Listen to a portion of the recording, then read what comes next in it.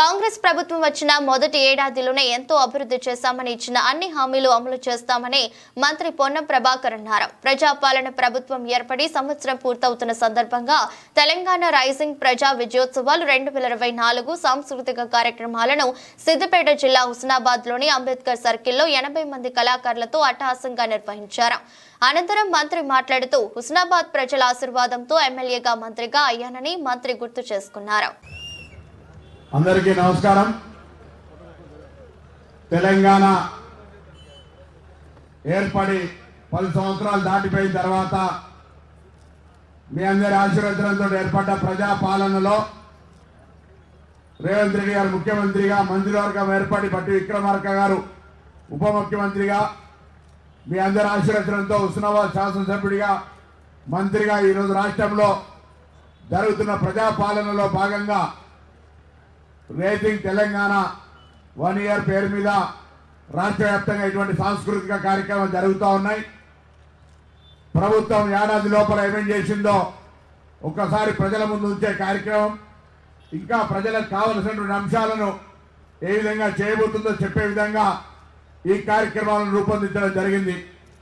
ఈ కార్యక్రమానికి గౌరవ జిల్లా కలెక్టర్ గారు హుస్నాబాద్ మీద ప్రత్యేక శ్రద్ధతోటి మొన్ననే మన ప్రభుత్వ పాఠశాలలో కంప్యూటర్ ట్రైనింగ్ కావచ్చు, రోబోటిక్స్ కావచ్చు, ఇతరత్ర అనేకమైనటువంటి ఒక పిల్లల అవగాహన, సాంకేతిక విప్లవం తీసుకొచ్చే విధంగా హుస్నాబాద్లో ఏర్పడిన గౌరవ కలెక్టర్ గారు కానీ, మన ప్రాంతం నుంచి మాజీ సర్పంచ్గా మీ అందరికీ సుపరిచిత లింగమూర్తి గారు లైబ్రరీ చైర్మన్గా, బొలిశెట్టి శివయ్య గారు సింగిల్ విండో చైర్మన్గా, అదేవిధంగా చిగురుమామిడికి సంబంధించినటువంటి సుందరగిరి తిరుపతి రెడ్డి గారు హుస్నాబాద్ మార్కెట్ కమిటీ చైర్మన్గా ఆదేశాలు వచ్చినాయి, ఇంకా ప్రమాణ స్వీకారం చేయలేదు.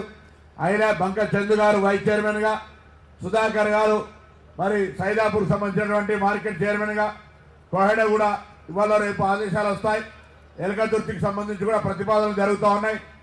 ఈ విధంగా వేదిక మీద ఉన్న వీళ్ళు కౌన్సిలర్లు, మున్సిపల్ కమిషనర్ గారు, ఆర్డీఓ గారు, ఎంఆర్ఓ గారు, మరి ఫ్లోర్ లీడర్ పద్మక్క గారు, కౌన్సిలర్లు అందరికంటే ఈరోజు ఇప్పటిదాకా అనేక సాంస్కృతిక కార్యక్రమాలు నిర్వహించిన వంతర్పుల నాగరాజు గారు, అదేవిధంగా సోదరుడు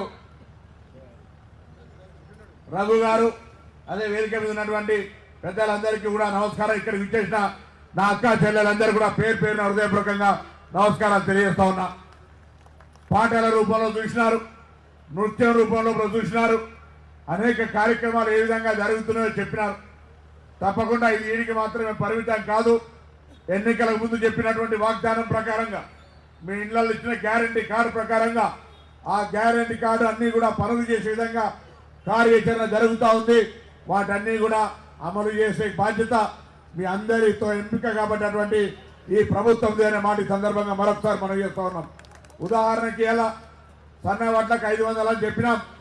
మొదటి కొంత వారం 10 రోజులు ఇబ్బంది కలిగినా ఇవాళ మీ అందరికీ తెలుసు, సన్న వడ్లకు 500 రూపాయల చొప్పున వాళ్ళ అకౌంట్ లోపల నేరుగా వచ్చి పడతా ఉన్నాయి, మీ ఎస్ఎంఎస్ వస్తూ ఉంది. అంతేకాదు రుణమాఫీకి సంబంధించి కూడా కన్ఫ్యూజన్ అవసరంలే.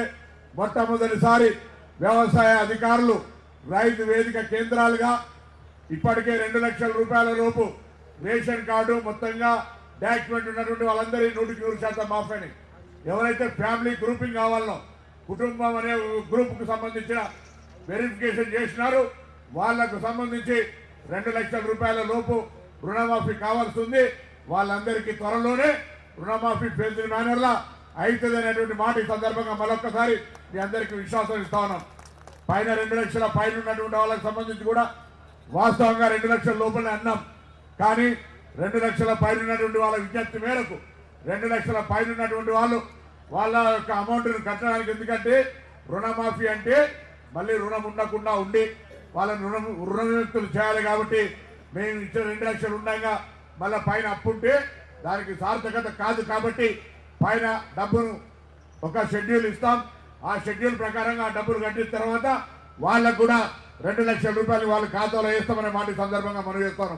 మీరు చూసినారు 10 ఏళ్లలో మనం పిల్లలు గురుకులాలలో చదివితే చాలా ఇబ్బందికరమైనటువంటి మెనూ ఉండే.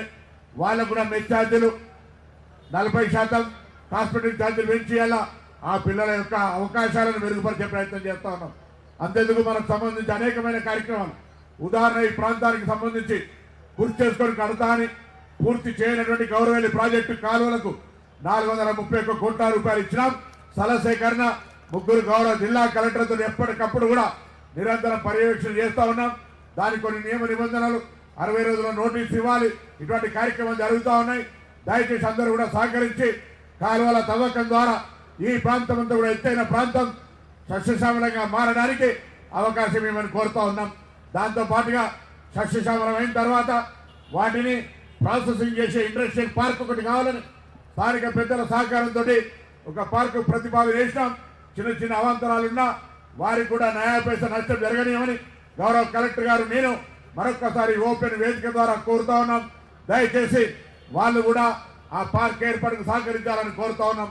మిగతా విద్యాపరమైన అనేక అంశాలు, వైద్యపరంగా మొన్ననే 150 పడకల ఆసుపత్రిని త్వరలోనే ఫౌండేషన్ వేసుకోబోతా ఉన్నాం.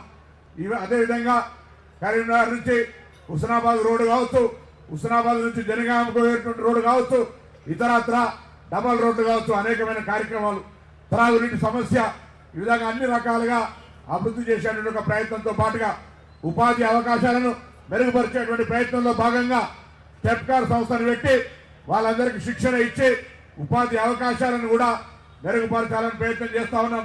దయచేసి ఇక్కడ యువత ఆ స్టెప్కార్ సంస్థలో మున్సిపల్ ఆధ్వర్యంలో ఇక్కడ మరి మున్సిపల్ కాంప్లెక్స్ లో మల్లెపూల చెట్టు దగ్గర ఏర్పాటు చేసిన దాంట్లో మీ పిల్లలకు ట్రైనింగ్ ఇప్పించండి.